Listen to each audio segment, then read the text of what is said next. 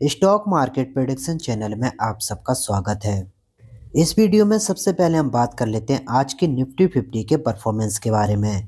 दोस्तों अगर देखें तो आज भी निफ्टी 50 में कोई भी मूवमेंट देखने को नहीं मिला और निफ्टी 50 लगभग जिस पॉइंट पे ओपन हुआ था उसी पॉइंट पे निफ्टी 50 ने क्लोजिंग दी है। और अगर हम लास्ट 5 डेज को देखें तो फिर दोस्तों आप यहाँ पे देख सकते हो लगभग 3 दिन हो गए हैं तब से निफ्टी 50 में कोई भी मूवमेंट देखने को नहीं मिल रहा है। और अगर इसके चार्ट को देखें तो ये निफ्टी 50 का वन डे का चार्ट है। और आप अगर इसके वन डे के कैंडल को देखोगे तो फिर दोस्तों कुछ दिन से निफ्टी 50 एक छोटी सी रेंज में काम कर रहा है और आज भी निफ्टी 50 ने बहुत ही छोटी कैंडल का फॉर्मेशन किया है।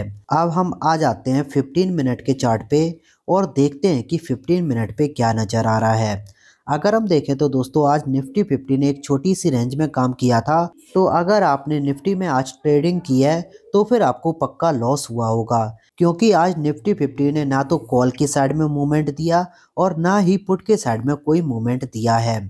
और अगर हम देखें तो कुछ दिन से निफ्टी 50 अपनी इस रेंज में काम कर रही है। और दोस्तों जब तक निफ्टी 50 अपनी इस रेंज का ब्रेकआउट या फिर ब्रेकडाउन नहीं कर देती है तब तक निफ्टी 50 को आपको अवॉइड करना चाहिए। अगर ऊपर के लेवल देखें तो निफ्टी 50 में जब तक 24,720 के लेवल का ब्रेकआउट नहीं होता है तब तक आपको निफ्टी 50 में ऊपर की ओर कोई भी ट्रेड नहीं देखनी चाहिए। और अगर गिरावट की बात करें तो निफ्टी 50 में अगर 24,500 के लेवल का ब्रेकडाउन नहीं होता है तब तक निफ्टी 50 में पुट के साइड में आपको कोई भी ट्रेड नहीं देखनी चाहिए। दोस्तों अगर मार्केट रेंज बाउंड होता है तो फिर आपको मार्केट को अवॉइड करना चाहिए, नहीं तो आपको काफ़ी ज़्यादा लॉस हो सकता है, क्योंकि ऐसे में प्रीमियम डिके होते हैं। और अगर आप एक ऑप्शन बायर हो तो फिर आपके लिए ये काफ़ी ज़्यादा नेगेटिव मार्केट रहती है। तो प्रीमियम के डिके के साथ आपका लॉस इंक्रीज होता रहेगा। तो अभी आपको वेट करना पड़ेगा कि जब तक मार्केट में थोड़ी सी वॉलेटिलिटी नहीं आती है तब तक आपको निफ्टी 50 को अवॉइड करना चाहिए। और इसके अलावा दोस्तों यूएस सीपीआई इन्फ्लेशन का डेटा आया है और ये डेटा मार्केट के इनलाइन ही आया है। अगर हम देखें तो मार्केट ने एक्सपेक्ट किया था 2.7% और एक्चुअल में आया है 2.7%। और इस डेटा के बाद डाउ जोन्स के फ्यूचर में काफ़ी अच्छी तेज़ी देखने को मिली है, क्योंकि अभी ऐसा लग रहा है कि फेड वहाँ पे इंटरेस्ट रेट को कट करेगी जिससे कि मार्केट में लिक्विडिटी आएगी। और दोस्तों जब किसी भी मार्केट में लिक्विडिटी आती है तो वहाँ के मार्केट में काफ़ी अच्छी तेज़ी देखने को मिलती है।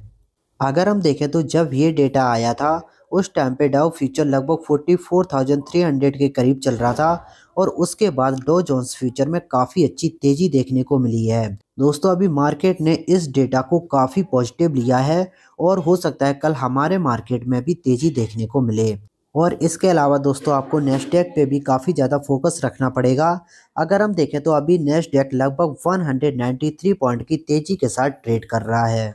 और दोस्तों जब भी नेस्डैक में तेज़ी आती है तो उस टाइम पे आपको आईटी सेक्टर पे काफ़ी ज़्यादा फोकस रखना चाहिए, क्योंकि अगर नेस्डैक में तेज़ी आ रही है तो उस टाइम पे हमारे आईटी स्टॉक में भी काफ़ी अच्छी तेज़ी देखने को मिलती है। तो कल के दिन निफ्टी आईटी भी काफ़ी ज़्यादा फोकस में रहेगा। और इसके अलावा दोस्तों आज काफ़ी दिन बाद रेलवे सेक्टर में काफ़ी अच्छी तेज़ी देखने को मिल रही थी। अगर हम देखें तो आईआरएफसी में लगभग 5% की तेज़ी थी, इरकॉन इंटरनेशनल में 6% की और टीटागढ़ रेल सिस्टम में 6% की। और इसके अलावा टेक्समाको रेल इंजीनियरिंग्स में लगभग 5% की तेज़ी देखने को मिल रही थी। दोस्तों इन रेलवे स्टॉक को हमने काफ़ी बार डिस्कस किया है और हमने ये डिस्कस किया है कि अगर आपके पास ये स्टॉक हैं तो फिर आपको होल्ड करना चाहिए, और अगर आप इन स्टॉक को लॉन्ग टर्म के लिए कंसीडर कर रहे हो तो फिर आपको इस गिरावट में इन स्टॉक को बाई करना चाहिए, क्योंकि ये कंपनी काफ़ी अच्छी है और इनमें ग्रोथ अभी काफ़ी ज़्यादा देखने को मिलेगी। तो इनके स्टॉक प्राइस में भी फ्यूचर में काफ़ी अच्छी तेज़ी देखने को मिलेगी। और अगर हम आईआरएफसी के चार्ट को देखें तो फिर दोस्तों आप यहाँ पे देख सकते हो कि इस स्टॉक में अभी काफ़ी अच्छी स्ट्रेंथ देखने को मिल रही है और इसका चार्ट अभी काफ़ी ज़्यादा स्ट्रॉन्ग नज़र आ रहा है। आज इस स्टॉक ने अपने रेजिस्टेंस 160 का ब्रेकआउट कर दिया है और अभी ये स्टॉक अपने रेजिस्टेंस 180 की तरफ मूव कर रहा है। तो दोस्तों अगर अभी भी आप इस स्टॉक को लॉन्ग टर्म के लिए बाई करना चाहते हो तो ये स्टॉक अभी काफ़ी अच्छे वैल्यूएशन पे ट्रेड कर रहा है और आप इस स्टॉक को यहाँ पे भी लॉन्ग टर्म के लिए बाई कर सकते हो। और अगर आपके पास ये स्टॉक है तो फिर आप इस स्टॉक को होल्ड कीजिए, आपको ये कंपनी काफ़ी अच्छे रिटर्न देगी। और अगर टीटागढ़ रेल सिस्टम की बात करें तो दोस्तों इसका चार्ट पैटर्न भी लगभग IRFC जैसा देखने को मिलेगा, क्योंकि दोस्तों जितनी भी ये रेलवे सेक्टर वाली कंपनी हैं उन सभी में एक साथ काफ़ी अच्छी तेज़ी देखने को मिली थी और उसके बाद इन सभी कंपनियों में एक साथ गिरावट देखने को मिली थी और अभी ये सारे स्टॉक काफ़ी अच्छी रिकवरी दिखा रहे हैं। तो अगर आपके पास ये स्टॉक हैं तो फिर आपको इन स्टॉक को होल्ड करना चाहिए। अगला स्टॉक है डीमार्ट। इसमें न्यूज आ रही है कि गोल्डमैन सैक ने इस कंपनी पे अपने टारगेट को कम कर दिया है। गोल्डमैन सैक का मानना है कि इस कंपनी के पास कोई भी कम्पिटिटिव एडवांटेज नहीं है और इसी वजह से गोल्डमैन सैक ने अपने टारगेट को कट कर दिया है। पहले गोल्डमैन सैक ने इस कंपनी पे 4000 का टारगेट दिया था, जो कि अभी रिड्यूस करके 3425 रुपीज़ पर शेयर कर दिया है, जो कि यहाँ से 10% की गिरावट दिखा रहा है। अगर इसके बिजनेस की बात करें तो दोस्तों डीमार्ट एक सुपरमार्केट चेन है और ये कंपनी फूड, नॉन फूड और ग्रोसरी आइटम प्रोवाइड करता है। और दोस्तों ये कंपनी काफ़ी ज़्यादा डिस्काउंट प्रोवाइड करती है। गोल्डमैन सैक का मानना है कि ये कंपनी जुलाई में 15% का डिस्काउंट देती थी, जो कि अभी इन्होंने इंक्रीज करके 25% कर दिया है और इससे इनके प्रॉफिट पे इम्पैक्ट पड़ेगा और इसी वजह से गोल्डमैन सैक ने अपने टारगेट को कम कर दिया है। और दोस्तों इस कंपनी में सबसे बड़ी प्रॉब्लम है कि ये कंपनी ऑनलाइन बिजनेस में काफ़ी कम एंगेजमेंट दिखा रही है। अगर हम देखें तो दूसरी कंपनी ऑनलाइन बिजनेस में काफ़ी ज़्यादा आगे निकल गई हैं, बट इस कंपनी ने अभी अपना ऑनलाइन बिजनेस सही से स्टार्ट नहीं किया है और यही रीज़न है कि इस कंपनी के रेवेन्यू और प्रॉफिट में कोई खास ग्रोथ देखने को नहीं मिल रही है। दोस्तों अगर आपको पता होगा तो ये कंपनी राधा किशन दमानी जी की है, जो कि एक काफ़ी बड़े इन्वेस्टर हैं और उसी के साथ वो काफ़ी बड़े बिजनेसमैन हैं। उन्होंने डीमार्ट को काफ़ी बड़ी कंपनी बनाया है, बट अभी कुछ साल से ये कंपनी खास परफॉर्मेंस नहीं कर रही है और इसका वैल्यूएशन कंटिन्यू डिक्रीज होता चला जा रहा है। अगर हम देखें तो अभी ये कंपनी अपने सबसे सस्ते वैल्यूएशन पे ट्रेड कर रही है और अगर आप इसके 2018 के प्राइस टू अर्निंग रेशियो को देखोगे तो उस टाइम ये स्टॉक लगभग 90 और 95 के पी पे ट्रेड कर रहा था और अभी इसका प्राइस टू अर्निंग रेशियो लगभग 89 रह गया है। तो आप यहाँ पे देख सकते हो कि ये कंपनी अभी काफ़ी सस्ते वैल्यूएशन पे ट्रेड कर रही है, बट इसमें सबसे बड़ी प्रॉब्लम है कि ये कंपनी अभी ज़्यादा ग्रोथ नहीं दिखा पा रही है।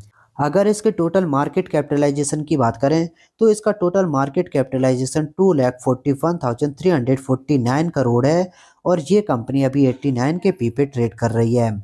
और अगर रिटर्न रेशियो की बात करें तो इसका ROC 19.4% है और ROE 14.4% है और ये कंपनी लगभग डेट फ्री है। इसमें प्रमोटर होल्डिंग 74.6% है और कोई भी प्रमोटर होल्डिंग प्लेस नहीं है और इसमें पब्लिक होल्डिंग दोस्तों मात्र 7.9% है और ये कंपनी कोई भी डिविडेंड प्रोवाइड नहीं करती है।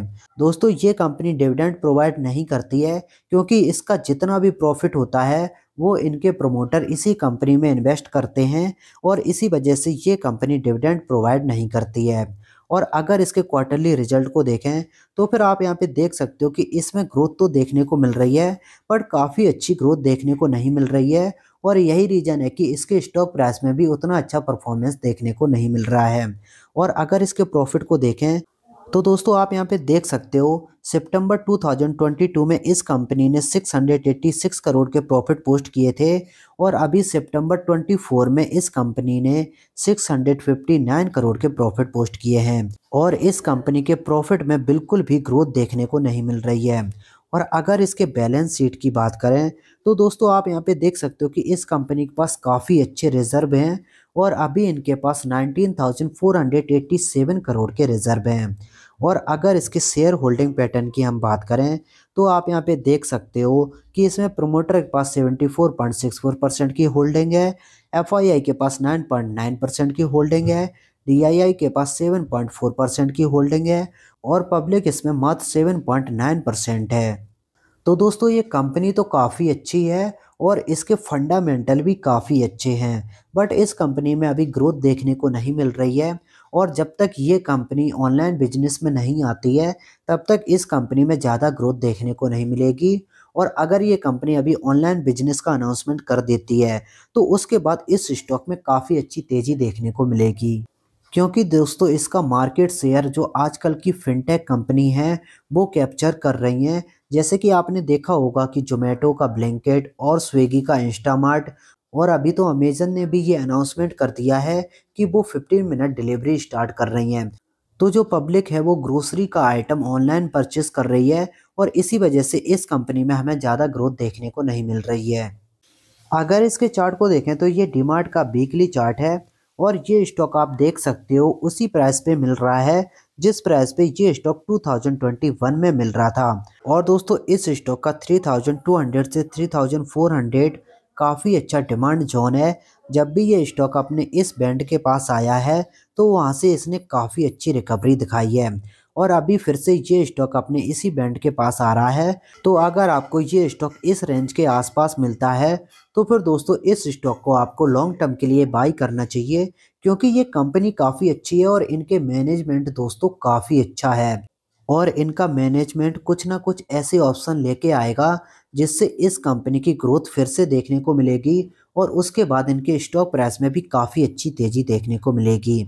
तो दोस्तों अगर आप इस स्टॉक में फ्रेश इन्वेस्टमेंट के बारे में सोच रहे हो तो अगर ये स्टॉक 3200 से 3500 के आसपास मिलता है तो आप इस स्टॉक को लॉन्ग टर्म के लिए बाई कर सकते हो। इसके अलावा दोस्तों आज स्विगी स्टॉक काफ़ी ज़्यादा फोकस में था क्योंकि आज इसमें एंकर का लॉक इन पीरियड एंड हो गया है और आज इस स्टॉक में काफ़ी ज़्यादा गिरावट देखने को मिली है क्योंकि आज इस स्टॉक में हैवी सेलिंग देखने को मिली है।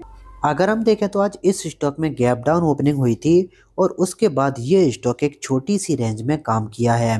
दोस्तों अभी कुछ दिन पहले इस स्टॉक में काफ़ी अच्छी तेज़ी देखने को मिल रही थी क्योंकि जितने भी ब्रोकरेज फर्म हैं वो इस कंपनी पे काफ़ी ज़्यादा बुलिश हैं। उनका मानना है कि ये कंपनी अभी जोमेटो के कंपैरिजन में काफ़ी सस्ते वैल्यूएशन पे मिल रही है और जितने भी ब्रोकरेज फर्म हैं उन्होंने इस कंपनी के टारगेट प्राइस को हाइक कर दिया है। और अगला स्टॉक है एनटीपीसी ग्रीन एनर्जी।